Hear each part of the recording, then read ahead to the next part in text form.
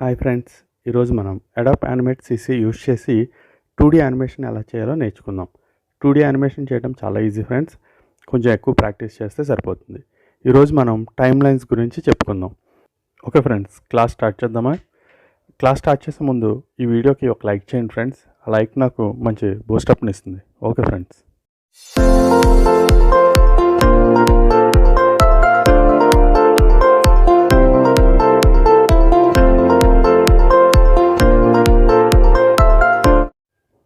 Time line గురించి తెలుసుకుందాం అనుకున్నాం కదా. ఈ టైమ్ లైన్ 2D యానిమేషన్ చేయడానికి కానీ కార్టూన్స్ క్రియేట్ చేయడానికి కానీ చాలా ఇంపార్టెంట్. టైమ్ లైన్లో అర్థం చేసుకున్నంత పెద్ద టాపిక్ ఏమి ఉండదు, బట్ కానీ చాలా ఇంపార్టెంట్ అనమాట. ఈ టైమ్ లైన్ యూజ్ చేసే ప్రతిదీ మనం క్రియేట్ చేస్తాం. ఈ టైమ్ లైన్ మనకి పైన విండోస్ కనబడుతుంది చూసారా, దాంట్లో ఇక్కడ చూడండి టైమ్ లైన్ అని క్లిక్ ఉంది కదా, ఆ క్లిక్ చేస్తాం అనుకోండి, ఇక్కడ కింద టైమ్ లైన్ పోయింది చూసారా.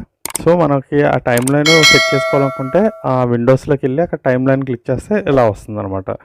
సో ఇది మనకి వర్క్కి మనకి ఏ విధంగా కావాలంటే ఆ విధంగా చేంజెస్ చేసుకోవచ్చు. చూడండి, ఇప్పుడు నాకు ఇది పైన కావాలనుకున్నాం అనుకోండి, సో పైన ఇలా బ్లూ డాట్ వచ్చిందా, బ్లూ లైన్ వచ్చిందా, ఆ లైన్కి అలా అటాచ్ చేస్తే ఆటోమేటిక్గా పైన సెట్ అవుతుంది. వర్క్ స్పేస్ కిందకు వస్తుంది. లేదు నాకు కిందకే కావాలి అనుకుంటే కింద బ్లూ లైన్ వచ్చే వరకు ఉంచి అక్కడ మౌస్ వదిలేస్తే మనకి ఆటోమేటిక్గా కింద సెట్ అయిపోతుంది అనమాట. అంటే మనం యానిమేషన్ చేసుకునేటప్పుడు ఆ వర్క్ స్పేస్కి అనుగుణంగా మనకి ఆ టైమ్ లైన్ అనేది ఎక్కడ కావాలంటే అది, ఓన్లీ టైమ్ లైన్ అని కాదు, ప్రాపర్టీస్ ఏదైనా సరే మనకి కావాల్సిన విధంగా మనం సెట్ చేసుకోవచ్చు అనమాట. సో ఇప్పుడు ఈ టైమ్ లైన్లో ఇక్కడ ఉన్న వీటి గురించి తెలుసుకుందాం. ఇప్పుడు ఇక్కడ ఈ పైన ఉన్నవి చూసారా, కొన్ని డాట్స్ లాగా ఇలా ప్లే బటన్ ఉన్నాయి, వీటి గురించి ఇక్కడ ఉన్న ఈ సెక్షన్ గురించి ఇప్పుడు తెలుసుకుందాం. ఇప్పుడు ఒక ఆబ్జెక్ట్ తీసుకుందాం. ఓవెల్ తీసుకుంటున్నాను, చూడండి డ్రా చేస్తాను. ఓకే, దీనికి కొంచెం స్ట్రోక్ కూడా పెంచుదాం ఒకసారి. ఓకేనా. ఇప్పుడు ఇది చూడండి, ఒక ఆబ్జెక్ట్ తీసుకున్నాం కదా, ఈ ఆబ్జెక్ట్ యూజ్ చేసి మనం ఈ కింద టైమ్ లైన్ని యూజ్ చేయాలన్నమాట. ఇది చూడండి, ఇన్సర్ట్ ఫ్రేమ్ మీకు గుర్తుందా? Insert frame, blank frame last previous క్లాస్లో చెప్పాను. ఎవరైనా మిస్ అయితే ఆ క్లాస్ లింక్ డిస్క్రిప్షన్లో ఇస్తాను, చూడండి. ఇన్సర్ట్ ఫ్రేమ్ మనం చూడండి, ఇక్కడ టైమ్ లైన్లో ఫ్రేమ్స్ ఎలా మూవ్ అవుతుంది. ఇన్సర్ట్ ఫ్రేమ్ క్లిక్ చేస్తుంటే ఒక్కొక్క ఇన్సర్ట్ ఫ్రేమ్, అంటే మీకు గుర్తుందా మనం మౌస్ తోటి ఆర్ షార్ట్ కట్స్ చెప్పుకున్నాం ప్రీవియస్ క్లాస్లో. ఇది బ్లాంక్ ఫ్రేమ్ అంటే F7 షార్ట్ కట్ గుర్తుంది కదా మీకు. చూడండి, ఆ క్లాస్ ఎవరైనా మిస్ అయితే లింక్ డిస్క్రిప్షన్లో ఇస్తాను, చూడండి. ఇది బ్లాంక్ ఫ్రేమ్స్ పడుతున్నాయి, ఇవి ఇన్సర్ట్ ఫ్రేమ్స్, ఇవి బ్లాంక్ ఫ్రేమ్స్. తర్వాత అసలు ఫ్రేమ్ సెట్ చేయాలనుకున్నాం కదా, F5 చూడండి, ఇదిగో ఫ్రేమ్ సెట్ అవుతుందా. అంటే మనం మౌస్తో రైట్ క్లిక్ చేసి దాంట్లో F6 are F7 are F5 మనం చెప్పుకున్నాం షార్ట్ కట్స్, ఆ కమాండ్స్ అవి ఇక్కడ డైరెక్ట్గా ఇక్కడ కూడా ఉంటాయి అన్నమాట. ఇవి క్లిక్ చేయొచ్చు. నెక్స్ట్ వచ్చేటప్పటికి రిమూవ్ ఫ్రేమ్స్ చూపిస్తాను, చూడండి. ఈ ఫ్రేమ్స్ ఇక్కడ సెట్ చేసుకుని రిమూవ్, మనం ఫ్రేమ్స్ తగ్గించుకోవాలనుకుంటే ఇలా రిమూవ్ ఒకటి తగ్గించుకోండి, అబ్జర్వ్ చేయండి. అదిగో ఇలా ఫ్రేమ్స్ని రిమూవ్ చేసేసుకోవచ్చు అనమాట. నెక్స్ట్ ఇది వచ్చేటప్పటికి ఆనియన్ స్కిన్ చూడండి, పైన మీకు అది చేంజ్ అవుతున్నాయి కలర్స్, ఆనియన్ స్కిన్. అండ్ ఇవి వచ్చేటప్పటికి మీకు చెప్పాను కదా, classic tween and motion tween, shape tween అవన్నమాట. అవి ఆప్షన్స్ ఇక్కడ కూడా ఉంటాయి, ఇక్కడ నుంచి కూడా మనం యూజ్ చేసుకోవచ్చు అనమాట. ఇది 23 వెర్షన్లో ఇచ్చినట్టున్నాడు, అంత ముందు వాటిల్లో లేనట్టున్నవి. అండ్ ఇవి మనం అక్కడే కాకుండా ఇక్కడ కూడా డైరెక్ట్గా ఆప్షన్ ఉందన్నమాట. ఇది వచ్చి లూప్ అంటే ఏం లేదు, ఇది మనం ఫస్ట్ ఒక ఫ్రేమ్ సెట్ చేస్తున్నాం. మీకు ఐడియా ఉంది కదా, మౌస్తో అయితే ఇట్లాగా, లేకపోతే F5 క్లిక్ చేయొచ్చు. ఓకే, మౌస్తో అయితే ఇట్లాగా. ఈ లూప్ వచ్చేటప్పటికి ఏంటంటే ఒక యానిమేషన్ చేసాం మనం, అది జస్ట్ ఒక చోటకు వచ్చి ఆగిపోతుంది. లేదు మనకి అదే పదే రొటేట్ అవ్వాలంటే ఇది అనమాట. చూడండి, ఇదిగో అంటే ఆగదు, ఏదైనా మాట్లాడుతున్నా నడుస్తున్నా ఇంకా అలా కంటిన్యూగా ఉంటుంది. ఇది తెలిసిందే కదా, ప్లే బటన్. అండ్ ఇవి వచ్చేటప్పటికి ఫ్రేమ్ సైజ్ ఉంది చూసారా కింద, అవి మీకు చిన్నగా ఉన్నాయా, ఇప్పుడు లైన్ డ్రా చేస్తుంటే చూసారా పెద్దగా అయినాయా లైన్స్, అది ఫ్రేమ్స్.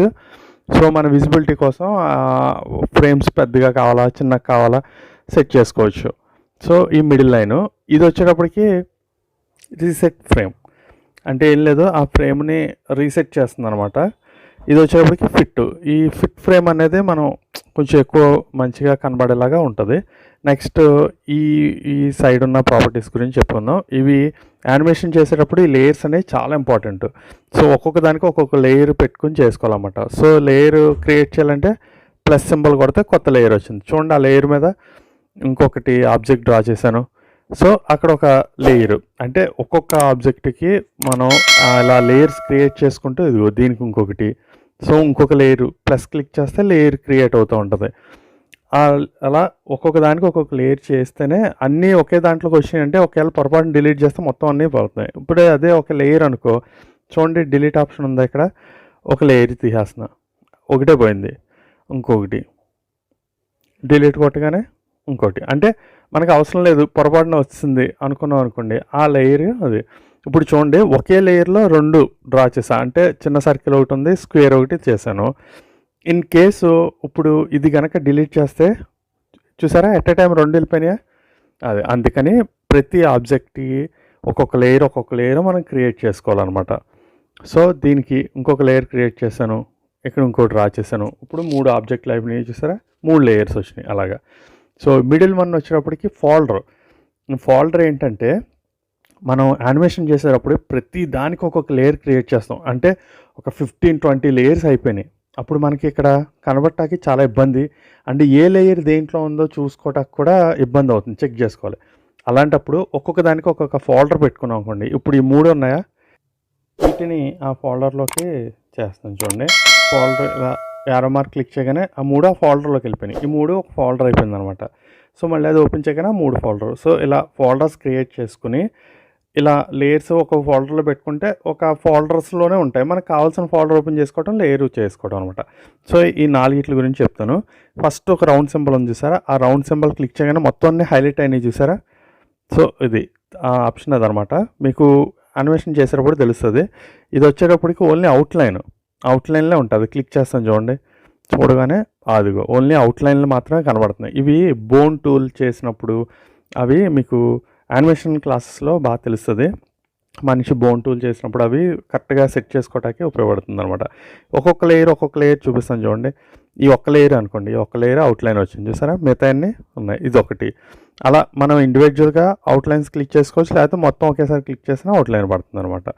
నెక్స్ట్ వచ్చేటప్పటికి ఇది విజిబిలిటీ, ఇది చూడటానికి హైడ్ అయిపోయినాయి చూసారా మొత్తం, ఇది క్లిక్ చేయగానే మొత్తం హైడ్ అయిపోయినాయి. సో మళ్ళీ క్లిక్ చేయగానే మొత్తం కనబడుతుంది.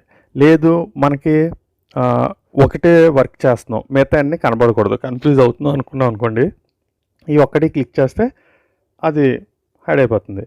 సో ఇదనమాట ఈ ఆప్షను, మనం వర్క్ చేసేటప్పుడు బాగా కనబడుతుంది. ఈ లేయర్ చూడండి, ఇప్పుడు దాన్ని హైడ్ చేసా అలా. నెక్స్ట్ ఇది వచ్చేప్పుడు లాక్ ఏంటంటే మనం వర్క్ చేస్తున్నప్పుడు ఫోల్డర్ మీద ఫోల్డర్, అంటే ఆబ్జెక్ట్ మీద ఆబ్జెక్ట్ ఉందనుకోండి,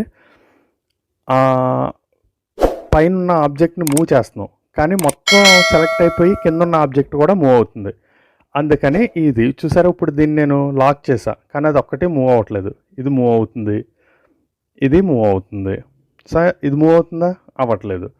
ఇంకొకటి ఆబ్జెక్ట్ లాక్ చేస్తాను చూడండి, ఇప్పుడు చూడండి ఇది మూవ్ అవుతుంది, ఇది మూవ్ అవుతుందా, అవ్వట్లా, ఇది మూవ్ అవుతుంది. సారీ, మొత్తం సెలెక్ట్ చేయాలి. ఓకే, ఇప్పుడు చూడండి మూవ్ చేశాను అది. సో మనం ఏ ఫోల్డర్ కావాలంటే అది ఏ ఆబ్జెక్ట్ కావాలంటే ఆబ్జెక్ట్ లాక్ చేసుకుని మిగతావి మనం అన్లాక్ నుంచి మూవ్ చేసుకోవాలి. ఇది యాక్టివ్ లేయర్ అనమాట. అంటే ఏంటంటే చూపిస్తాను చూడండి, ఇది క్లిక్ చేయగానే యాక్టివ్లో ఉన్న లేయర్ మాత్రమే మీకు కనబడుతుంది. చూడండి నేను ఇంకొకటి లేయర్ని క్లిక్ చేస్తున్నాను.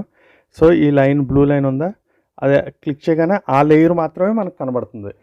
సో ఏంటంటే ఇది వర్క్ చేసేటప్పుడు ఇందా లాక్ చేసుకుంటే ఎలా చూసామో, లేకపోతే విజిబిలిటీ ఎలా ఉందో అలాగే ఇది కూడా ఒక లేయర్ మీద వర్క్ చేయాలనుకున్నప్పుడు యాక్టివ్ లేయర్ అంటే అన్నీ కనబడాలి. ఒకటి లేయర్ మీద వర్క్ చేయాలనుకున్నప్పుడు ఈ యాక్టివ్ లేయర్ ఉపయోగపడుతుంది. ఓకేనా. ఇది వచ్చేటప్పుడు కెమెరా, ఈ కెమెరా గురించి మీకు నెక్స్ట్ క్లాసుల్లో చెప్తాను, కెమెరా ఎలా సెట్ చేయాలి ఏంటి అన్నది. ఇది పేరెంటింగ్ వ్యూ, ఇది అది క్లిక్ చేయగానే మీకు చూడండి లేయర్స్ ఇలా హైలైట్ అయినాయి చూసారా. ఇవి మీకు క్లాసుల్లోకి వెళ్ళాక చెప్తాను, మీకు క్లియర్గా అర్థమవుతుంది, ఇప్పుడు అంత అర్థం అవ్వదు.